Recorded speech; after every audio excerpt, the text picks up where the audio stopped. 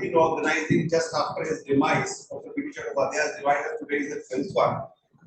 B.D. Chattopadhyaya's association with this department is well known to all of us, and actually the contribution of Professor B.D. Chattopadhyaya for this department is immense, because for our department, ma'am, this department initially was started by Gurudev Rabindranath Tagore as Department of Immunology. In 1970s, the name was changed, but Professor B.D. Chattopadhyaya, when he joined in 1979 and up to 81, he was here.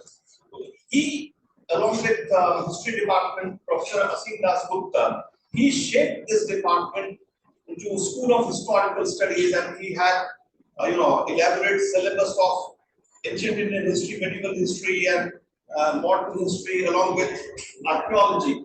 So, his role for shaping this department as a comprehensive department of ancient Indian history, culture, and archaeology is immense. And later on also, we requested him, and he, in 2017-18, he came to us and he advised us, and he was continuously associated with us, and he was the person behind, changing the syllabus and modifying many things in the department until he was active. He was associated with us. We all know that it's a great loss for the subject, and particularly his contributions for the studies of early medieval India is immense. And so let's now formally start this lecture, because ma'am has joined. So let me introduce my colleagues first, ma'am, with you. Dr. Sarita Khetri, she is here. Dr. Brij Mohan, Dr. Lamin Simte, Dr. K. Rajan, Dr. Suke, Dr. Sujata, Dr. Suchira Roy Chaudhary, Dr. Sujata, and Dr. Saburni Pramanik Nayak. Right now we are 9 people in the department, and with all the specialized things. May I now request Dr. Sujata to come and introduce the today's speaker formally, and after that we'll start the lecture.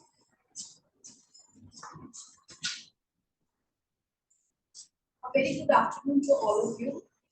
Good afternoon, the respected delegates who joined. Is it audible? Okay. A very good afternoon to all of you. Good afternoon, the respected delegates who have joined online, dear faculties, colleagues, and students. It is my great pleasure to introduce the eminent historian, Professor Nayanjot Lahiri, who does not need any formal introduction. She is a professor of history at Ashoka University since 2016. Before that, she taught at the Department of History, University of Delhi till 2015. Professor Lahiri's many books include Pre-Ahom Assam, The Archaeology of Indian Trade Routes, The Decline and Fall of the Indus Civilization, Finding Forgotten Cities, Marshalling the Past, Ashoka in Ancient India, Monuments Matter, Timepieces, Archaeology and the Public Purpose, and very recently, Searching for Ashoka. She has been visiting fellows at the several institutions such as University of Michigan, University of Cambridge, the Daniel Ingalls Fellow at the Harvard Engine Institute, and the O.P. Jindal Distinguished Speaker at Brown University. Professor Lahiri was awarded the Infosys Prize in Humanities, Archaeology in 2013, and her book Ashoka in Ancient India won the John F. Bishop's Prize of American Historical Association for the best book in South Asian history in 2015. From Professor Lahiri, we have received many pensive essays and articles, and we think we will get more. With this hope, today, on behalf of the Department of Ancient Indian History, Culture and Archaeology, Visva-Bharati, we are welcoming and requesting Professor Nayanjot Lahiri to speak on Emperor Ashoka, History and Memory. The stage is over to you now. Thank you.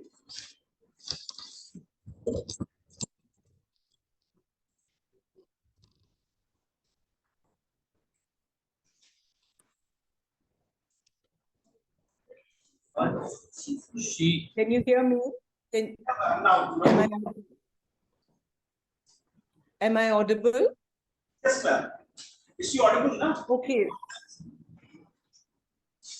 Okay, so let me share my screen first and just, put this into the right mode. Just give me a minute, please.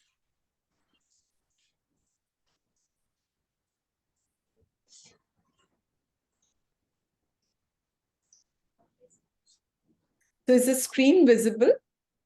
Yes, ma'am. Yeah, okay, great.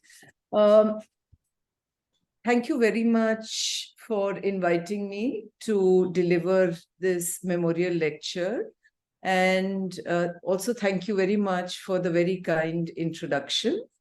I've been looking forward to, coming someday to your department, but I would have liked to do it now, but it's just that I'm in the middle of my teaching term. It's with great sadness that one would record that more than a year ago, Professor B.D. Chattopadhyaya passed away. Now, Professor Chattopadhyaya is someone who is recognized as a foremost historian of ancient and early medieval India. But apart from that, personally speaking, I was privileged to hear him on a number of occasions. I was also privileged because he was, as I learned much later, the referee of my book, Ashoka in Ancient India. I'm always going to remember Professor Chattopadhyaya for various reasons, for his work, but also for the interest with which he read the writings of many of his younger colleagues and commented on them. So it's only correct that, your department head insisted I speak on Ashok, because actually it was my first book on Ashok that Professor Chattopadhyaya refereed and also later reviewed. Now, as I begin this lecture on Emperor Ashok, who is without doubt among the most well-known and admired emperors of ancient India and possibly the antique world, I want to begin by just mentioning a few points. First of all, I want to say that my lecture is based on both my books, Ashok in Ancient India, which is about the historical Ashok, mainly about the historical Ashok, and my new book, Searching for Ashok, which is about the remembered emperor. So, when I say Emperor Ashok, history and memory in the title, it's really bringing together both these aspects. There are three things, and this is the second point I wanted to mention right at the outset, that I want to do in the course of this lecture. First, I want to give a sense about what Emperor Ashok put out in the public domain. In the context of that, there's a second thing that I would like to highlight, which is that how does memory figure in the words of the emperor? And finally, I want to look at the memorialized Ashok, how he was remembered in India and beyond India as well, through a couple of examples. Which brings me to a third point, and that concerns the two words that figure in the title of my lecture, which is history and memory. Now, history and memory are both connected to the past. So, when we think of history, we think of the past. History is about grasping the past through evidence that have survived. But I think that's done because you don't want to fabricate facts. But simultaneously, I think all historians recognize that history also involves interpretation. The word history itself has story in it, and placing those facts within a wider context or narrative is really very important. So to just give you an example, the pure fact that Bhagat Singh was hung in Lahore in March 1931. I mean, this is a brute fact, but the brute fact of hanging is of no interest to anyone if it is not put into a situation which relates to the opposition of many Indians to the British Empire. So it's that element of resistance to the colonial state which fleshes out a bare fact. Now, having said that, I do want to also say that while history and the past are related, history is different from the past. History is always an approximation of what happened. The past is actually like the present. It is chaotic, it is uncoordinated, it is complex as real life is. A great deal survives, but an equal amount does not. So history is really about making sense of this mess and of dealing with the missing pieces in the jigsaw puzzle. In other words, history is not the past, it's related to the past, but it's a representation of the past. So in the case of Ashok, as you would know, we learn a great deal about how he wanted to appear to his subjects and to the generations that followed through his words. But how did his subjects react to his ideas of governance? How did they respond to his ideas of Dhamma and so much else? We actually know very little. And that is because that has not really survived, or even, I'm not sure if that was even initially recorded in quite the same way. Third is the question of memory, about how individuals and cultures are remembered. Now, human memory is actually not like a video recorder. In fact, as psychologists have so successfully pointed out, memories are always reconstructed whenever they are played back. Every time we recall something, we actually add details, reinvent features, and so on and so forth.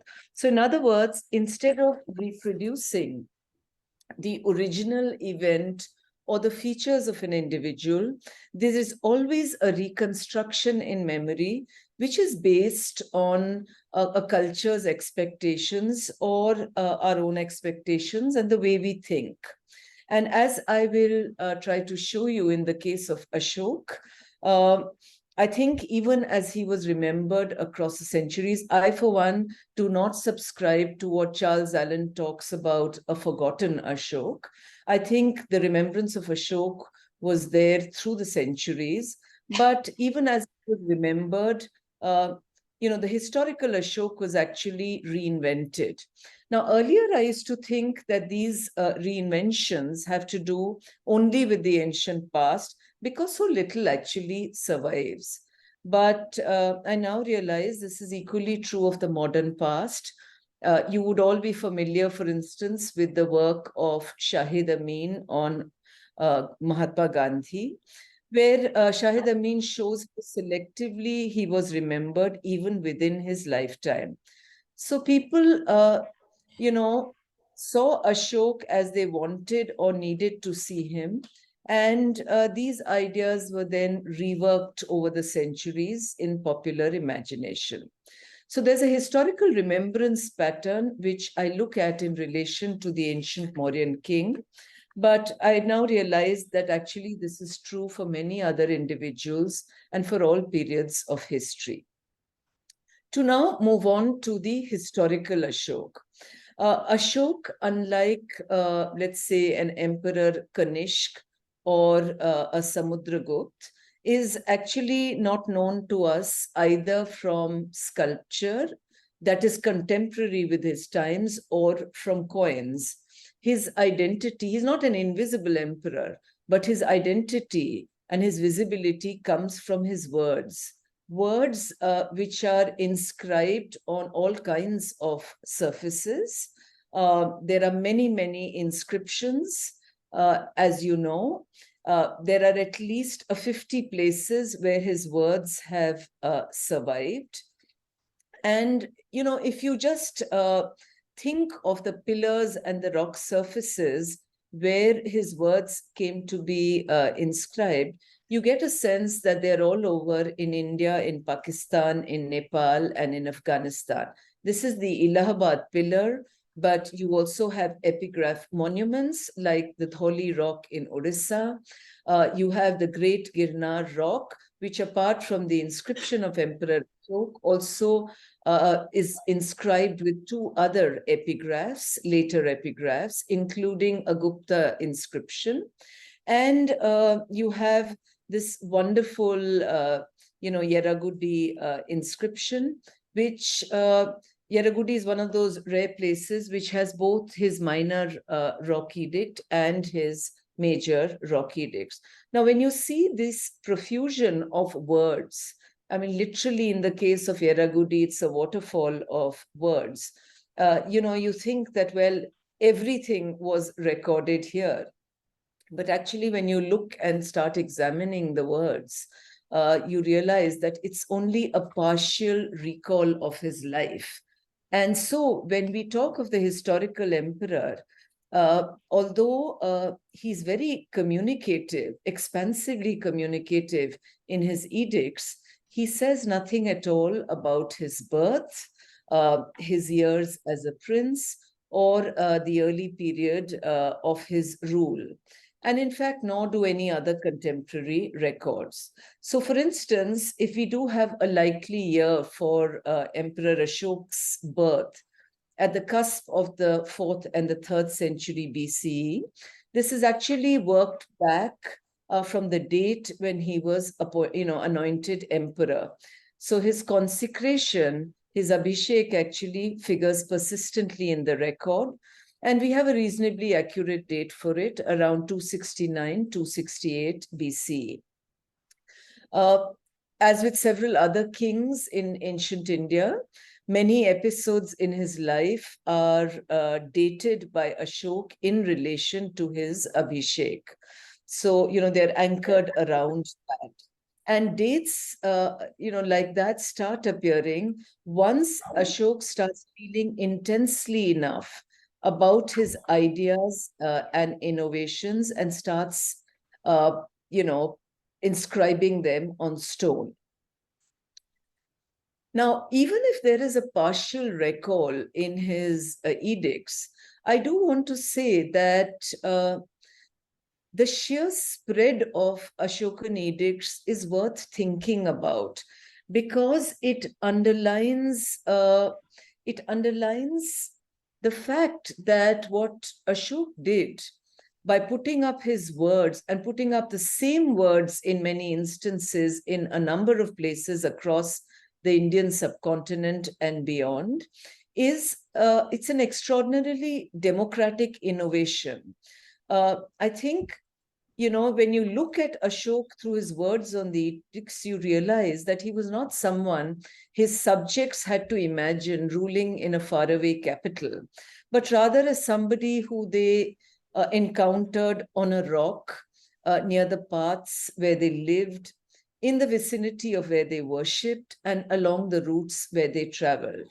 I doubt very much that Ashok himself traveled to all these places, but I think it's extraordinary that he ensured his presence across such a massive territorial expanse. And I think in this, he alone comes across as an emperor who wanted to actually communicate with people in the spaces which formed part of their comfort zone, and not in the privileged royal surroundings where he himself was located. So that's the reason why he remains so visible. It's because of the way in which he very carefully got his words through his officials inscribed all over the place. Now, because he chose to speak in this way, and it's a very unique set of personal messages, we have an understanding of Ashok's ideas, ideas on kingship, on his rule, sometimes on his personality, even the extent of his empire, and a few of his neighbors. From this reaching out, I think it's very, very clear that he wanted his subjects to hear his voice in a singular form across the land that he ruled. And he wanted his ideas of moral governance to actually have a massive reach. So if you look at the words in chronological order, while he revealed very little by way of detail of his personal life, what little he did put down on stone shows a keenness to appear to posterity, not as an imperious ruler, but as a flesh and blood emperor. So if you think of his first message, this is the minor rock edict at Brahmagiri in Karnataka, and the minor rock edicts are found in many places across the Indian subcontinent. He gives a good sense of what he considered worthy of recounting to his subjects, which is not matters of state, but the state of his mind. He says that he has become a Buddhist. His metamorphosis, he wants it to be understood how he has become a Buddhist, and he wants that to be emulated. So his first message is actually partly confessional, and it underlines the possibility that the new morality is open and it is available to all.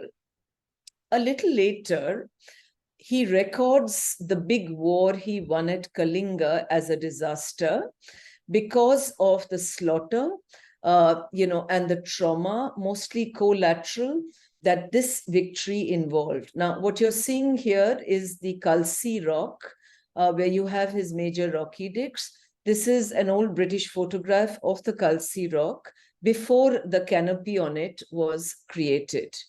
In this set of rock edicts, among other things, he paints himself as the perpetrator of a carnage. And if you think about it, this is actually mind-blowing. I can think of no other victorious ruler in ancient India who, after winning a really big war, sees himself and makes himself out to be defeated because of, the slaughter and the enslavement and, the sort of damage that he has caused to the people of Kalinga. Usually, when you think of the Oriental despot, it is images of Vandals, the Mongol hordes, the Hunas, Chinggis Khan, and Timur that have collectively colored our notion of Eastern monarchs as these, very savage warrior kings. And humility and especially remorse are the last virtues that we associate with a colossally successful male monarch in Asia. So in this respect, I think Ashok is utterly singular.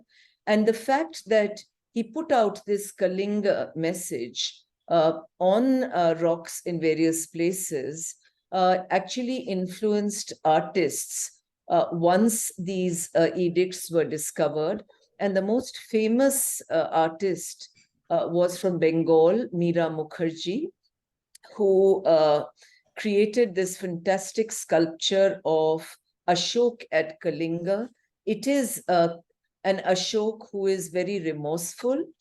You can see that he's shown as very powerful. So he is this really important monarch, but the sword is turned down and his face is marked by a particular kind of angst.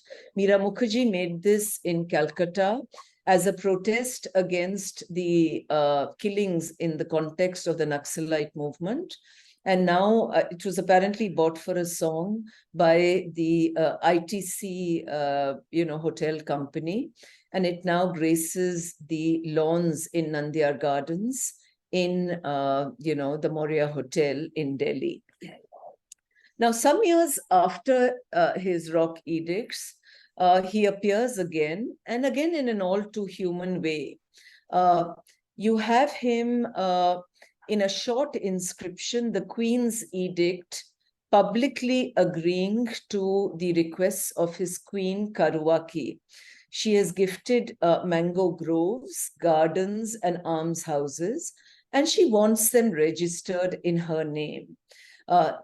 Ashok informs his officers, and the registration is done as Karuwaki desires.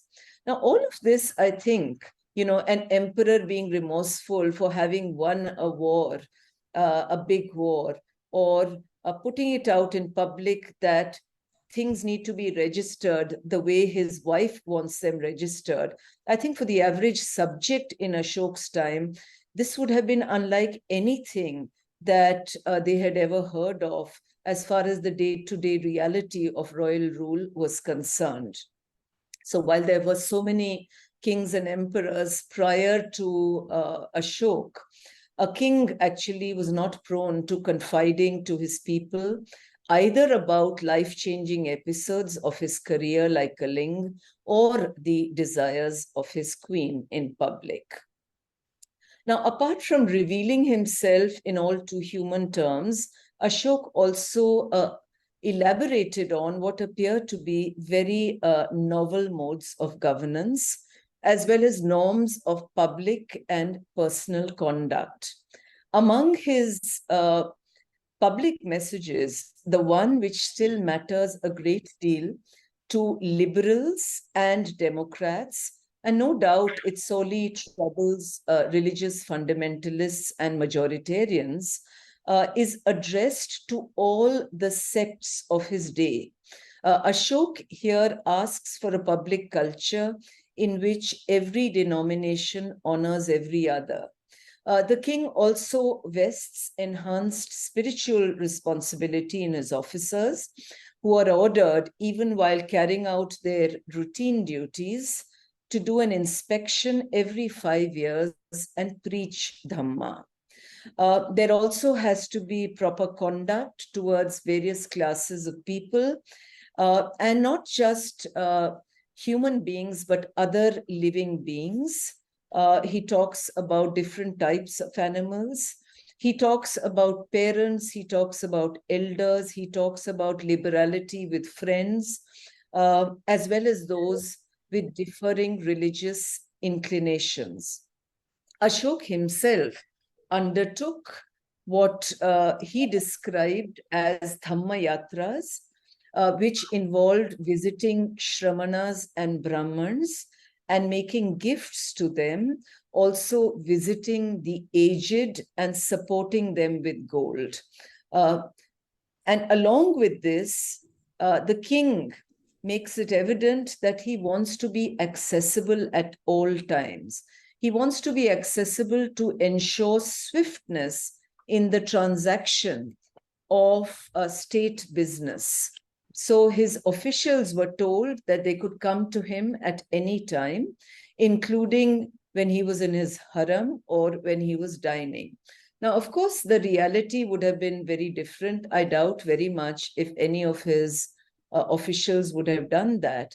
But I think a public message like this does signal the fact that Ashok is expressing an interest in the prompt dispatch of business, and it shows the priority he is giving to the welfare of all. The welfare of all, of course, also figures in the Arthashastra. But there, when you look at royalty, royalty itself is not going out. The king is not himself going out to his people, and his officials are certainly not allowed to come and barge in. I mean, in terms of what is written in the Arthashastra, for the sake of the welfare of the subjects of the king. In his later messages, which were engraved on pillars, Ashok actually grappled with the question of how harsh punishments which were handed out by the state. So in other words, how could state force, its brutality be mitigated? So he ordered, for instance, an interlude of 3 days from the time punishment was pronounced by the Rajukas, that is, officials who were responsible for justice in the countryside, to when condemned prisoners were led to the gallows. This respite was allowed to relatives of prisoners so that they could, appeal against death row. And if that did not succeed, obviously, just giving this break ensured a more dignified death, because it allowed the condemned person to prepare himself with fasting or with bestowing gifts. And his one of his edicts actually mentions that on as many as 25 occasions from the time of his consecration, Ashok released prisoners, and I'm sure some of these were conceivably commutations. There are also a skew of substantial injunctions against the killing of animals, of birds and fish. And I think this really constitutes, his fifth pillar edict, that is, an exceptional dimension in the emperor's humane provisions. So from the modern ecological perspective, I think this is the most copious royal message anywhere in antiquity for the protection of living beings in general. Now, the persona of Ashok as a guardian of animals is there even in his major rock edicts, where he talks about proscribing sacrifices or reducing drastically the slaughter of animals for consumption in the royal kitchen. But really, it's in the fifth pillar edict that he devotes a whole section to how living beings need to be protected and how their slaughter needs to be regulated.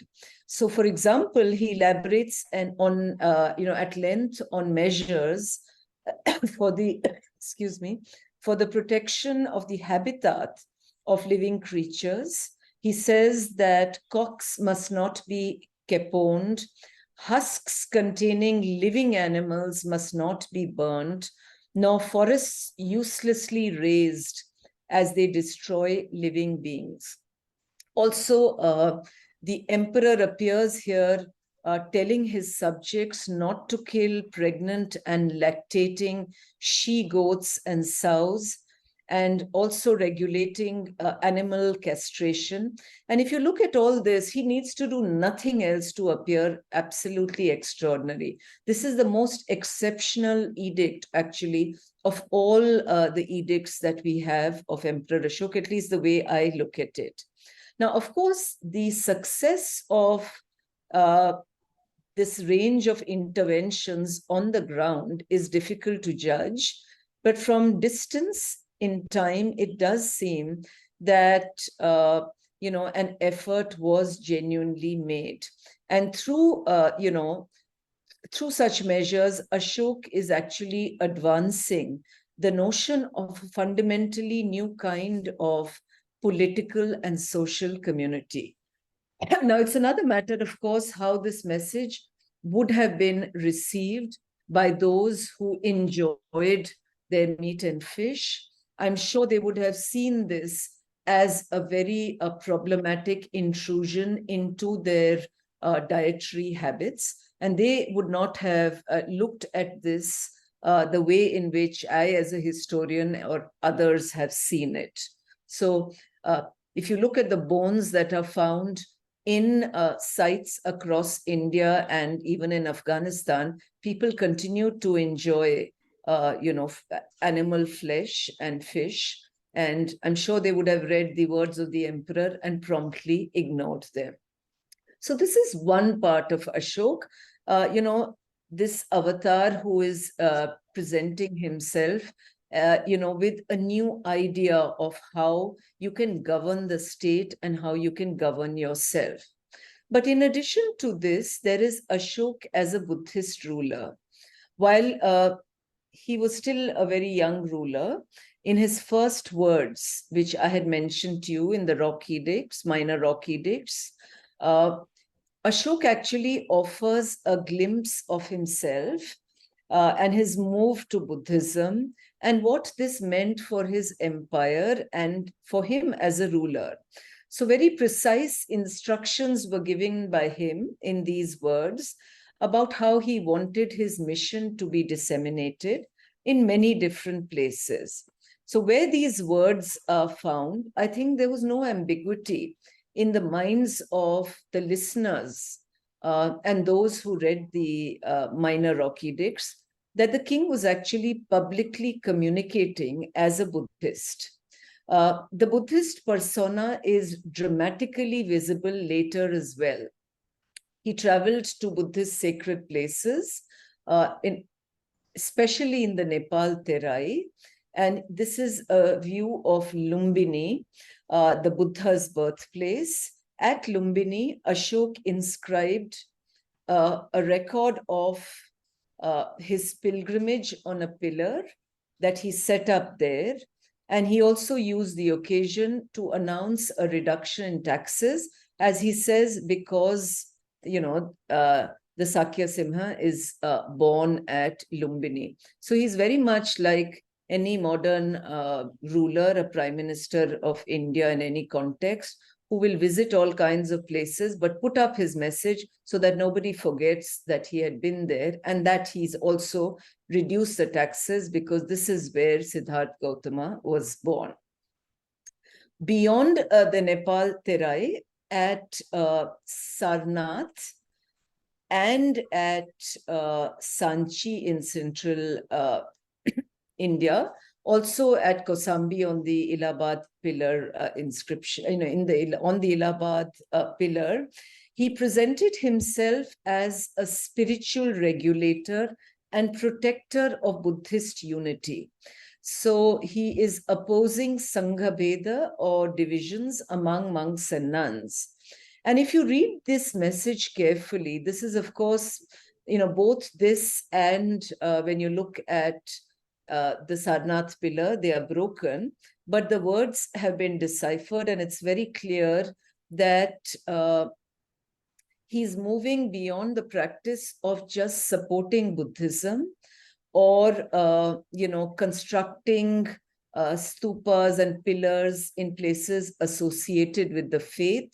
When he's talking of dampening dissension in the Buddhist Sangha, he's actually sounding almost papal. He's sounding like a Buddhist pontiff. Obviously, he's opposed to factional breakaways, and he proposes punishing dissidents by forcing them to give up monastic robes and wear the white robes of householders. Similarly, if you look at Ashok as a Buddhist at Bairat in Rajasthan, it's under this stone that you see where my cursor is, that the famous Bairat edict was found, which is now, of course, in the Asiatic Society of Bengal. This Calcutta Bairat edict, as it is called, offered advice on the particular religious expositions that he believed the monastic community needed to absorb. And, if you look at the confidence with which he's doing this, he's telling people that, the monastic community, that there are all these things that the Buddha talked about, but he suggests that they should focus on listening and reflecting on specific messages out of all these. And, when you read this, you feel that Emperor Ashok is actually almost painting himself as the Buddha's successor, preacher successor.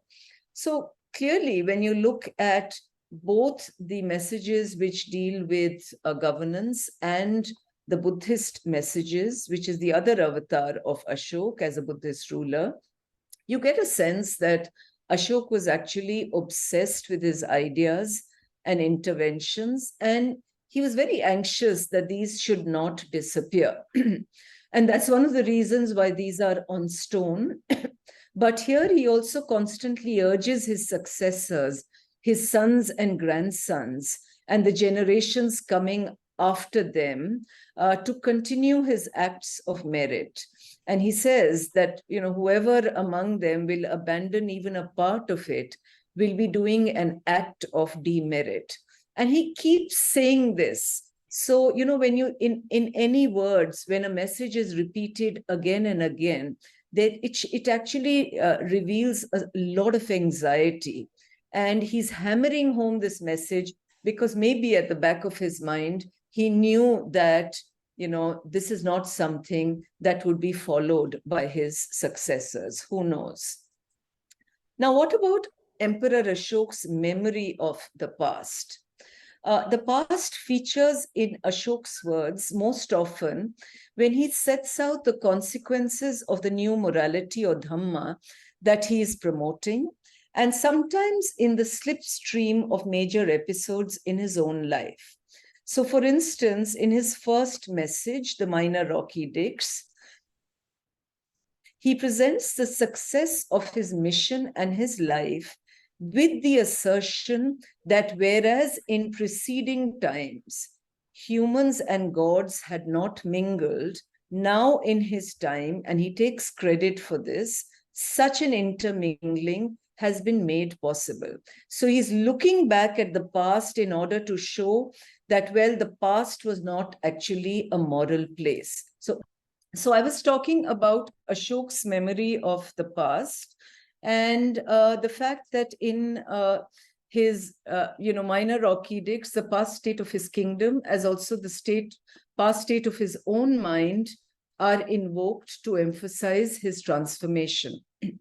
The juxtaposition of the features of a progressive present with memories of a less than edifying past is more dramatically clear in Ashok's major rock edicts, so-called because they are much more expansive than the minor rock edicts, which are shorter messages. In those edicts, the major rock edicts, Ashok talks about how the practice of Dhamma has altered the emperor, and that he is determined about the dissemination of Dhamma to make it universal. So whereas many hundreds of and thousands of living beings were formerly slaughtered in the royal kitchen, now he says only 3 living creatures, 2 birds and one animal are slaughtered, and that too will cease in future. Earlier, whereas for many hundreds of years, the slaughter of lives, cruelty to living creatures, disrespect to Shramans and Brahmins increased. Now, what had increased to a degree, as was not possible, was abstention from the slaughter of life, absence of cruelty to living creatures, seemly behavior to Shramans and Brahmins, obedience to mother and father, and obedience to the aged. And of course, in some of his most famous words, he talks about the fact where once war drums had sounded, Bheri Ghoso, these were now replaced with the sound of morality, that is Dhamma Ghosho. Governance is described by him via similar contrasts between past shortcomings and present improvement. There was a time when there were no reports being submitted to the ruler, nor was the disposal of affairs speedy, but now informers report the affairs of the people at any time and solutions are swift. He talks about kings setting out on Vihara Yatras or pleasure tours in the past, and how that has now been replaced by his own Dhamma Yatras. In talking about the past, in remembering the past, he also remembers the life-changing war at Kalinga. But it's really interesting that he recalls that part of his painful past in order to evoke an appeal, or should I say a threat, to a group of adversaries, the Atavikas, to follow his example. He hopes that the Atavikas will also do penitence the way he has, so that they could spare themselves injury.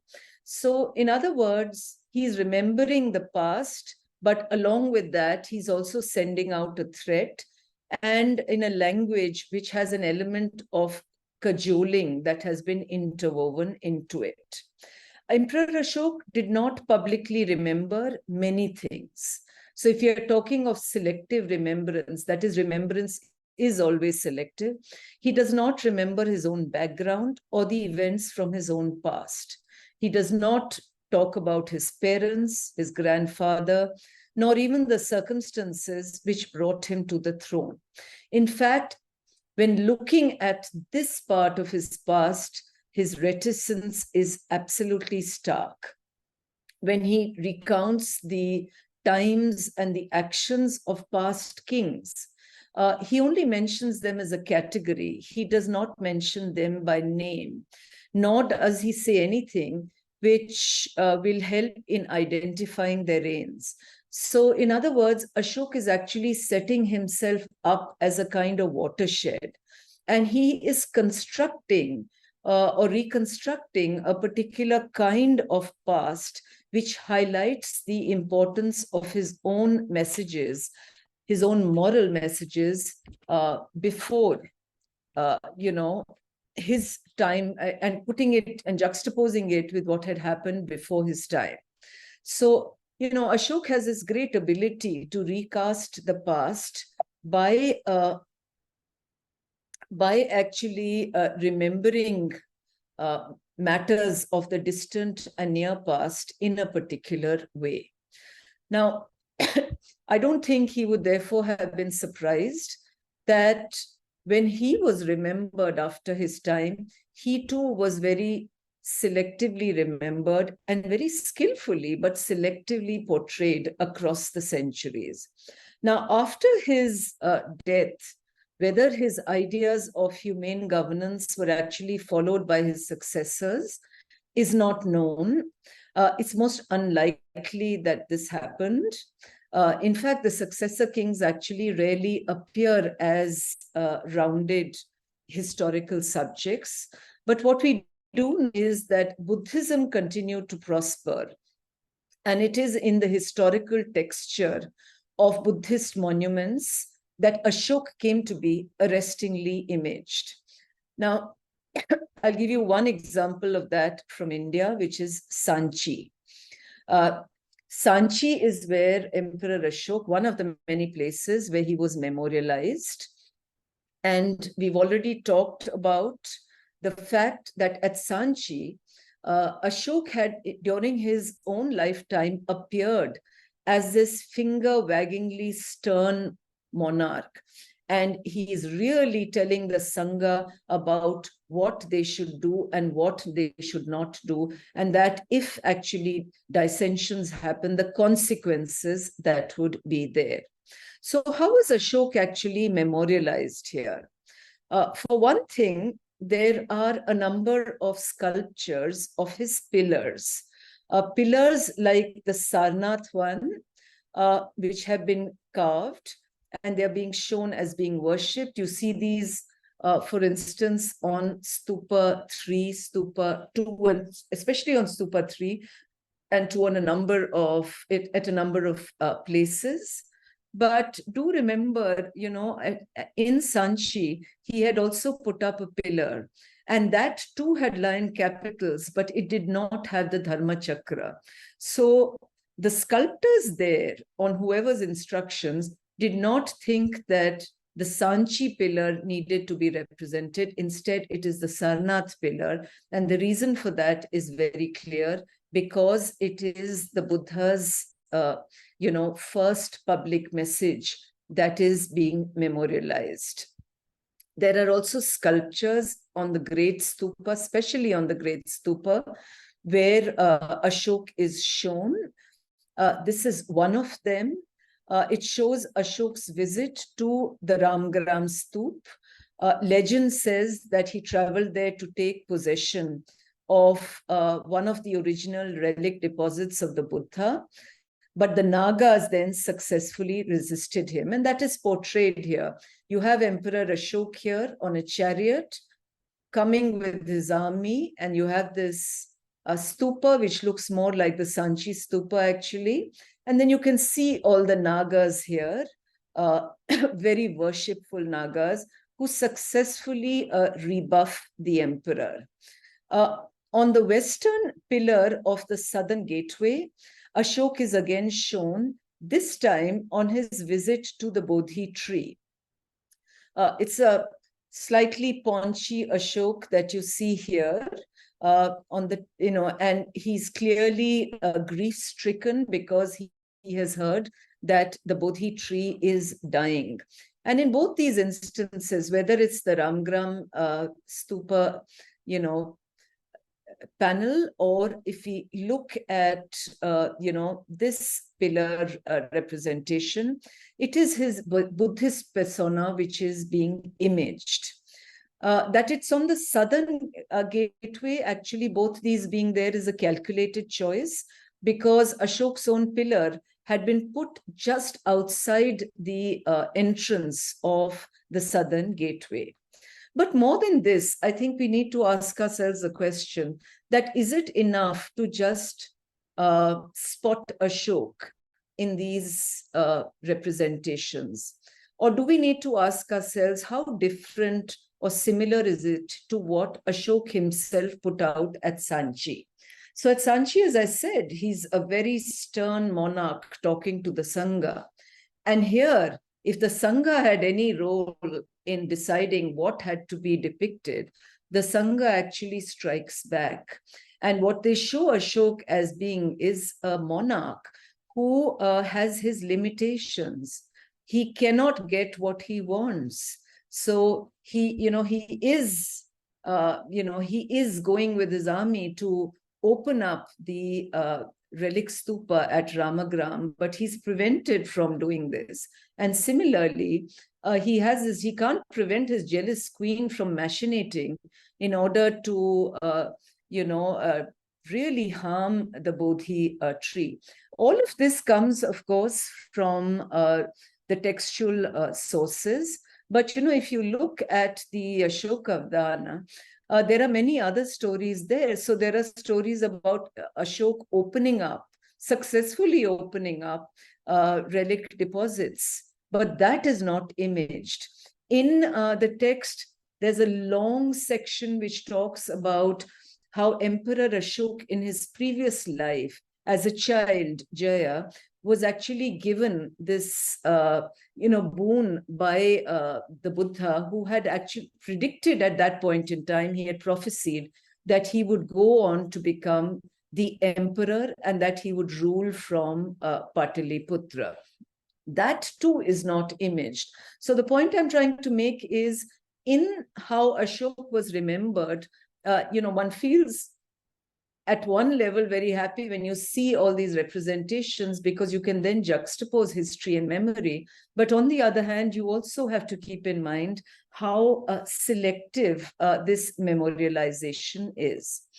Now, Sanchi, of course, is a place with which Ashok had connections, but how was he remembered in those areas with which he had no connections? So Ashok is actually invoked in many parts of Southeast and East Asia, regions that actually don't figure in his edicts. Rulers from the West are there, but there are no references to the lands towards the East. And yet he is most frequently remembered there. And I'm going to show you, the nature of remembrance in relation to one of those eastern lands, southeastern lands, which is Myanmar. In Myanmar, for example, at Bagan, you have Ashok being depicted in this temple, the Minkaba Gubagi temple, which was built in the 12th century. It has very elaborately painted interiors. And in those interiors, you have many more depictions of Ashok, along with inscriptions that identify him than anywhere in India. This temple was built by Rajkumar, who was the son of the ruler of Bagan at that point, but we'll come to that a little later. Now, the subjects inside the temple range from Jatak tales to scenes from the life of the Buddha, to the lives of many kings in which Ashok figures very prominently. And there are these glosses where, exactly what is being shown about Ashok is also identified. So, this entrance that you see here on the northern wall of the entrance archway, there are 4 panels around the life of Ashok.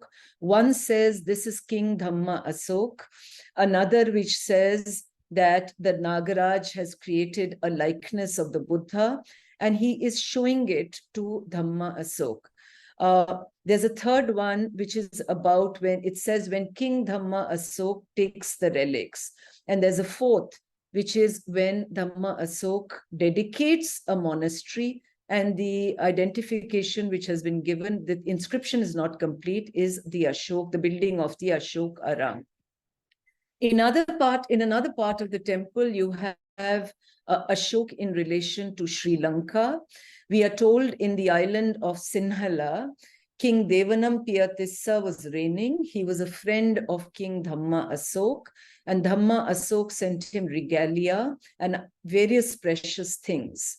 There's a panel which mentions that Dhamma Asok wishes to send the relic of the tree, that is the Bodhi tree with Theri Sangamitta, to the island of Singhala, and so on. And then there's a third theme which figures very prominently in the interiors, which has to do with the Buddhist councils.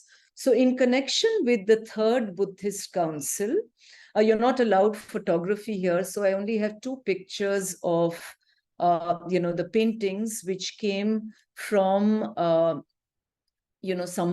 somebody who is working there.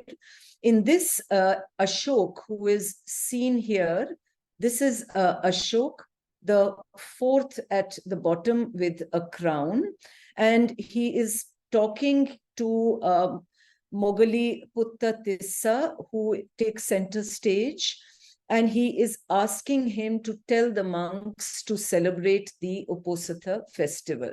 So the main subject here is Mogali Putta Tissa, and Ashok is shown along with a large number of other figures.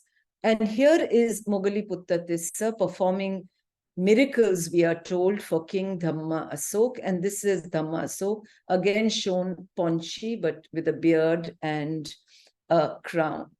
Now, how should we imagine these frescoes?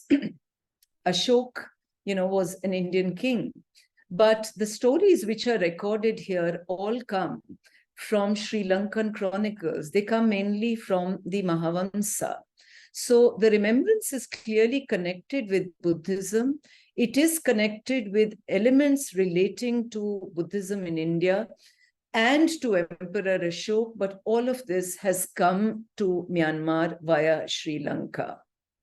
In addition to this, I think, one needs to see something else in these frescoes, which is one needs to contextualize them in relation to the peculiar political circumstances in Bagan at this point in time.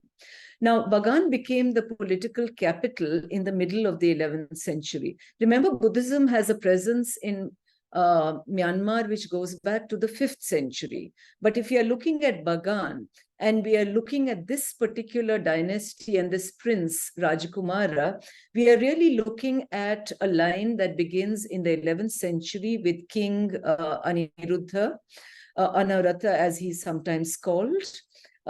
He is the founder of the dynasty. And some years after the rule of his son, the throne passes to his general, Kyanzitta, whose son Rajkumar is. Now, although Rajkumar was Kyanzitta's son, the king's son, he knew that he would never succeed his father, because when his father had claimed the throne, he apparently had promised that his heir would be the offspring of his daughter's union with the Mon prince, whose support had been very crucial in his accession. So, here is a prince who knows that he's not going to become a king, but he then devotes his life to scholarship.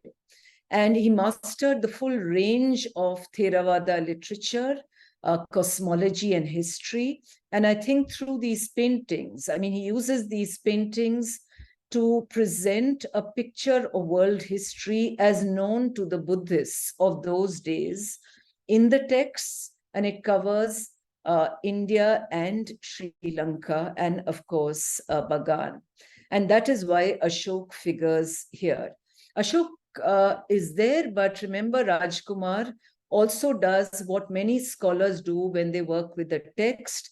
That is, he adds bits and pieces which are personal to his own story. So he brings the entire story of Buddhism up to the time of King Anuruddha, who his father had served as a general. So a friend of Anuruddha had been the Sinhalese king, Vijayabahu, who had died just about the time when this temple where Ashoka's image was being built. So you have not just Emperor Ashok, you don't just have the Buddha, you don't just have Devanam Piyatissa, you also have, a contemporary Sri Lankan king. Now, from Bagan, if we shift to Mandalay, in Mandalay, you have the Mahamuni complex. Anybody who goes to Mandalay always visits the Mahamuni temple. And the Mahamuni temple has lots of things associated with Emperor Ashok, one of which, of course, is this painting, which shows Ashok here, and it's used in the cover of my second book, taking a branch of the Bodhi tree, the southern branch, which will be given to Sanghamitra, who will take it across the ocean. And you can see how the ocean has, on the top of the slide is depicted here. But in addition to that, the Mahamuni temple also has a large number of inscriptions that come from various temples and stupa sites in different parts of Myanmar. So, for example, and these are the inscriptions. Some of them are original, but a lot of them are copies. These inscriptions, several of them mention Ashok. So, for instance, there is the 11th century inscription of King Anuruddha, which comes from the Tangi pagoda in Bagan. And we are told that this pagoda was originally built by Ashok and it was repaired by King Anuruddha. There's another dedication of King Alansithu in the 12th century. This comes from another part of Myanmar, from Inle, from the Indian village in Inle. And it again mentions that what has been renovated was originally built by Ashok. And there are many other such inscriptions and places mentioned in the inscriptions. Now, of course, this raises an obvious question, which is that why is Emperor Ashok's name being invoked in the 11th century, 1200 years, more than 1200 years after his reign? Ashoka is supposed to have built several stupas in his own lifetime. So maybe he's seen as the inaugurating spirit behind every such subsequent enterprise, because you find such invocations not just in Myanmar, but also in Thailand and China. But I think the epigraphs of the Myanmar kings, medieval Myanmar kings, also show that these kings are repairers and patrons, but they are seeing themselves in the medieval centuries, but they are seeing themselves at the apex of a very illustrious genealogy of rulership, which they feel adds luster to the Buddhist legitimacy of their kingship. So if Emperor Ashok is the archetypal Buddhist ruler, then obviously the sense is that by making a connection with the archetypal Buddhist ruler, you're adding luster and sanctity to your own rule. And this, of course, brings me to Buddhist kings in India. When you look at kings in Thailand and in Myanmar and elsewhere invoking Ashok, the obvious question that one asks is that what about Buddhist kings in India? Do they also recall Ashok? Actually, I did search for Ashok in the inscriptions of the Kushans of Northwest India, in the inscriptions of the Pala rulers in the east, among the Maitrikas of Gujarat, and even the Odisha dynasts, such as the Bhaumakars. But I did not find Ashok among any of them. The proper, I mean, if in India we are looking for a proper expansive memorialization of Ashok as a ruler, by an Indian ruler, that is, this happens only in the 20th century with Jawaharlal Nehru. It is Nehru who actually placed Ashok, gave him a position which was very central in public occasions, and he was crucial in placing the Ashokan wheel in the Indian flag. And he also presided over, which you see here, it was during that visit to Sanchi that this photograph was taken. It was Nehru who actually presided over a ceremony where Buddhist relics from England were brought back to Sanchi.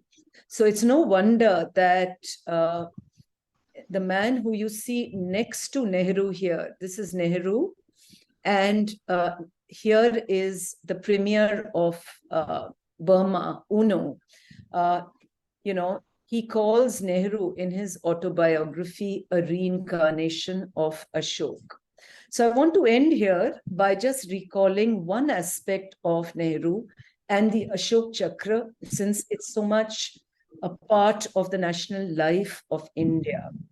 Now, Ashok Chakra, when the Sarnath pillar was excavated, was only found in fragments.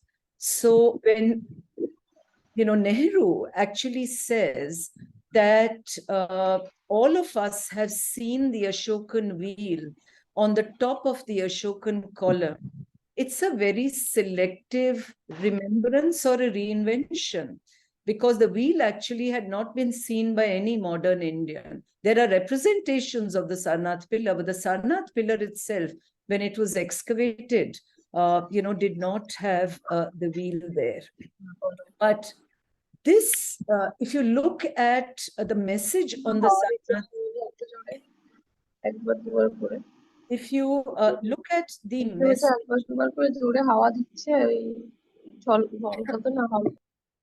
if you look at the message on the Sarnath pillar, it is a message connected with the Buddhist faith.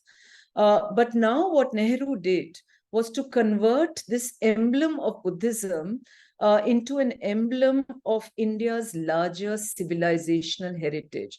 So what was associated with Buddhism became a much more inclusive symbol. And it was this that the historian Vasudev Sharan Agrawal in 1964 went on to provide a historical anchor to, when in his book, the Chakradhwaja, he demonstrated that the wheel was actually the fruit of a number of religious, philosophical, and cult motives, which received approval, universal approval for thousands of years in the accumulated tradition of Indian people, as he puts it.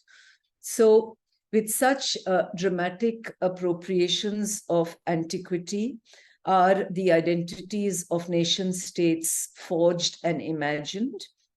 And in this, I think, whether it is Emperor Ashok selectively remembering or Nehru reinventing what was associated originally with the Sarnath wheel, in both instances, we are really learning about how the past is remembered, and it's really done, public memory is created by changing, by reimagining, and by reshaping history. Thank you.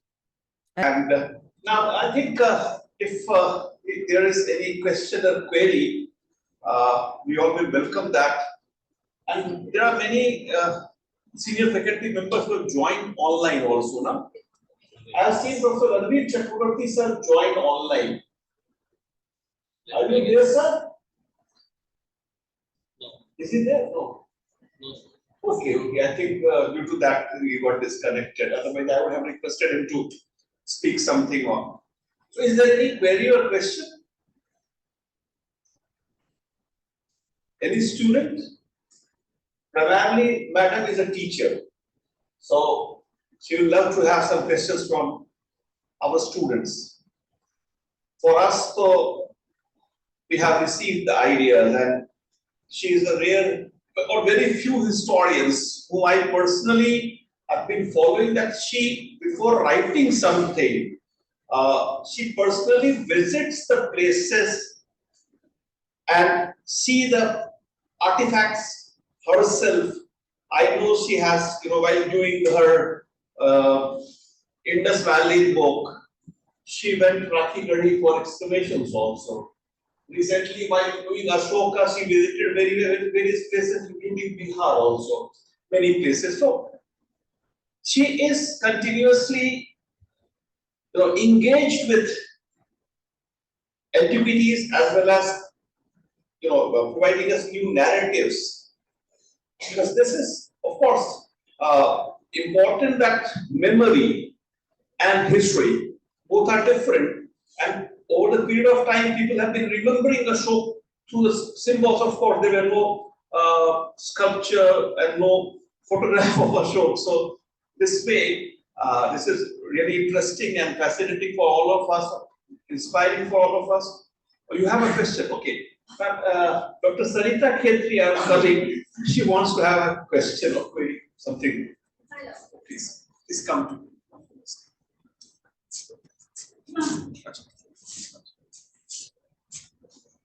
Thank you very much, ma'am, for your very erudite lecture. We are very much enlightened by your lecture.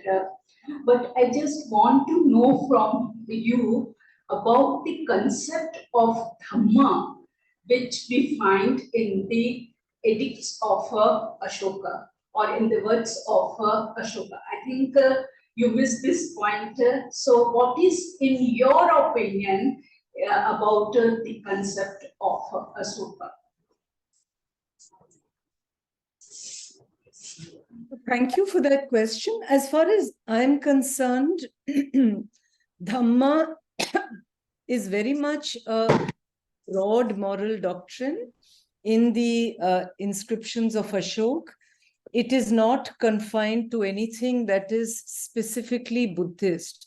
If you're talking about respecting parents, liberality to the aged, a particular compassion to all living beings, including non-human living beings, and so on and so forth, you're really looking at a concept which is much broader than just what you imagine as being Buddhist.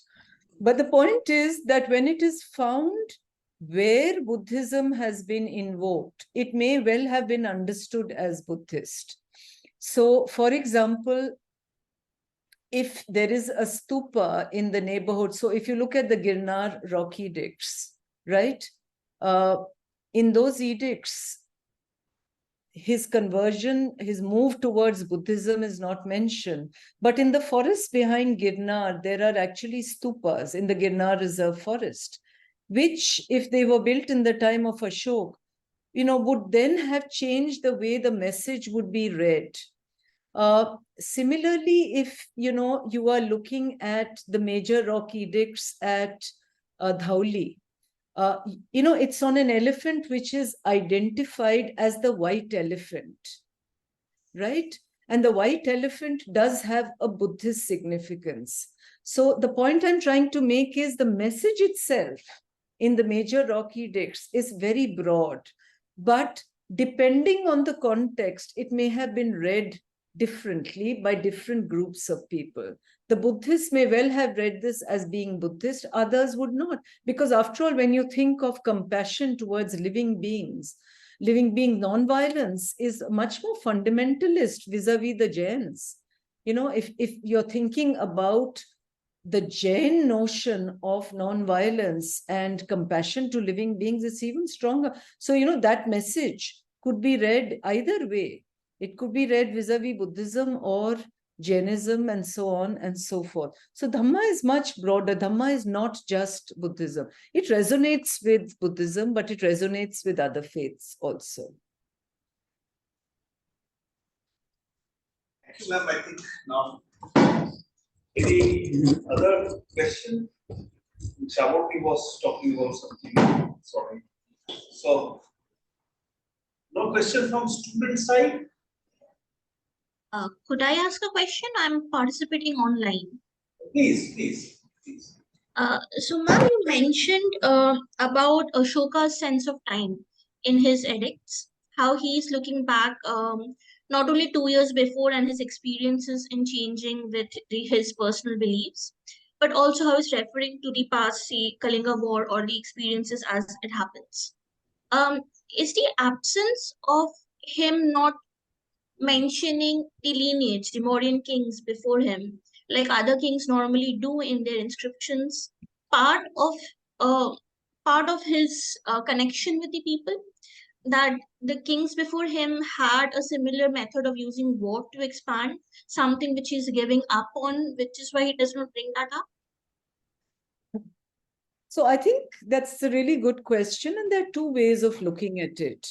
One is what you're suggesting, that he is making himself out to mark a shift, in the way in which rulership has been practiced and understood till then. And that, if there are rulers who have talked about their lineage, he's not going to do that. But remember, we don't have any sources for that. Whether it is a Chandragupta or it is a Bindusar or it is a Mahapadmananda, you really don't have material that emanates from them. We know about Chandragupta because, of Megasthenes. It's a contemporary source, but we don't have anything from Chandragupta himself.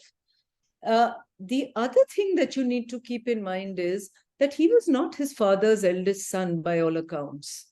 So he must have killed, his brothers, several of his brothers, to become the king. He therefore does not want to mention his lineage because he was not meant to rule. So, his father probably would have wanted his eldest brother to rule, but he then becomes the ruler. So I think there are many ways of, looking at this. He is presenting himself as a kind of watershed. And to that extent, I would agree with you. But, every other ruler before him is invisible. So it's not as if his template is setting itself up against something else that we know about. But yes, he does present himself as marking a new era. But at the same time, he was not meant to rule. So maybe he doesn't want to talk about his past because it's not a very glorious past. Thank you so much. Just follow-up question on that.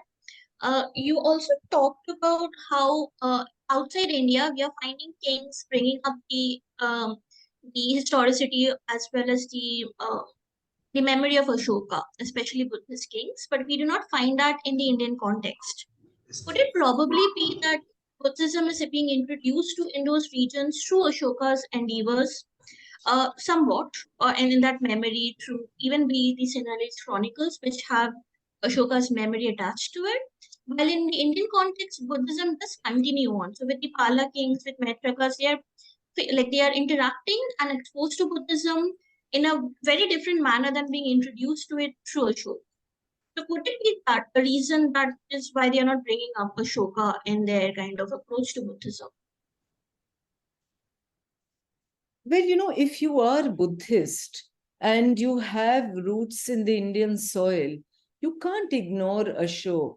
So if you're ignoring him, then it shows to certain cultural practices which are peculiar to India. In the case of Sri Lanka or Myanmar and so on and so forth, those are not regions with which Ashok had anything to do. If you look at his edicts, he talks about Western regions. He talks about his borders on the West. He talks about areas as far as the Mediterranean, but he's not interested in talking about the East. But that's where he is remembered. Now, it's not as if the rulers who are remembering him are, are the pioneers of Buddhism in their land. Buddhism has a long history, for instance, in Myanmar and in Thailand, much before Emperor Ashok came to be invoked. So, there is something peculiar that happens in medieval times there where, this kind of lineage is sought to be created with, the most famous Buddhist king of antiquity. And many elements then also get changed.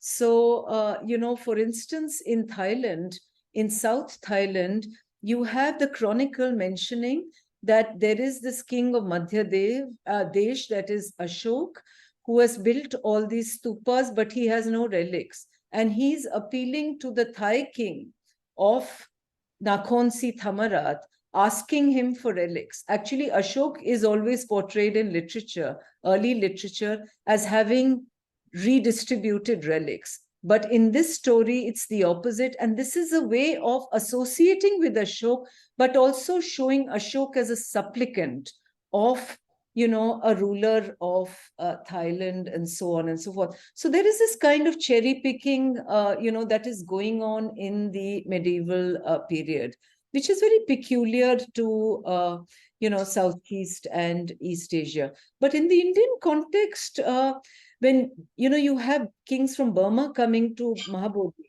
they will remember Dhamma Ashok and say they are making this donation, in order to sort of recreate what had been built by King Dhamma Ashok there. So that kind of thing happens. Or when a queen of the king of Kanauj renovates things in Sarnath, she mentions Ashok.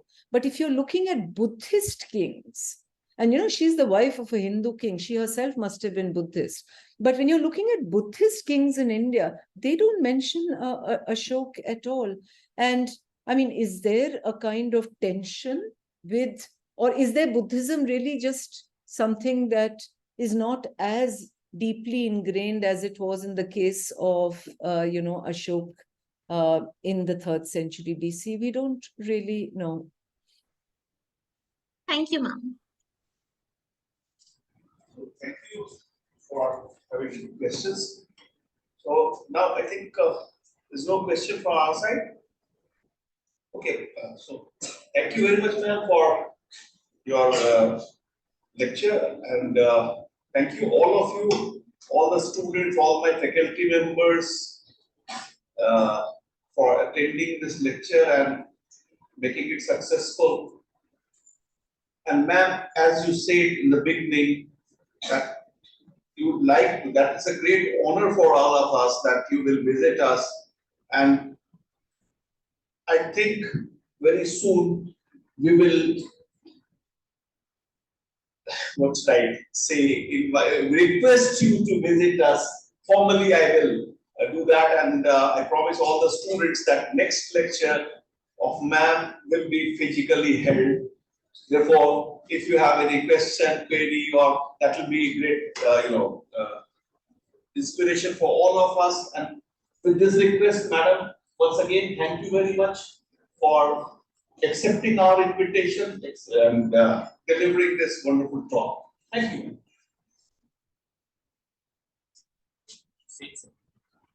It was a great honor. Thank you very much for having invited me to deliver this lecture. I'll definitely come to your university. Thank you again.